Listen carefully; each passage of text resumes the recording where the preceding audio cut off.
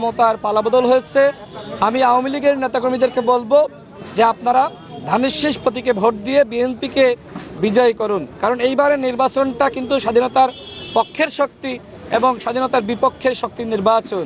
এই নির্বাচনে যারা আওয়ামী লীগের নেতাকর্মী রয়েছে, যারা কোনো অপরাধ করে নাই, যারা সাধারণ নেতাকর্মী, আমি তাদেরকে বলবো যে আপনারা ধানের শীষ প্রতীকে ভোট দেন এবং আপনারা অবশ্যই যারা অন্যায় করে নাই, অপরাধ করে নাই, তারা বিএনপির কাছে নিরাপদ। আমি তো বারবার বলেছি যে আওয়ামী লীগের সবাই তো অপরাধ করে নাই।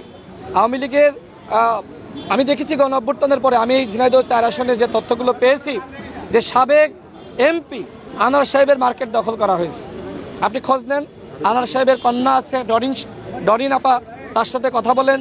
এছাড়া যারা আওয়ামী লীগের চেয়ারম্যান ছিল, মেম্বার ছিল, তাদের কাছ থেকে চাঁদাবাজি করা হয়েছে। কারা করেছে? হাট দখল, বাজার দখল, নদী দখল, পুকুর দখল, এই কাজগুলো কারা করেছে?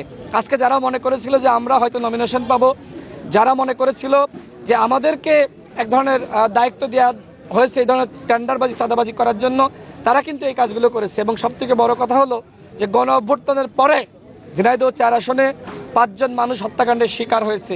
এই হত্যার দায়িত্ব কারা নেবে? যারা এই ঘটনা ঘটিয়েছে। নিশ্চয়ই আপনারা জানেন, নতুন করে নাম বলার কিছু নাই।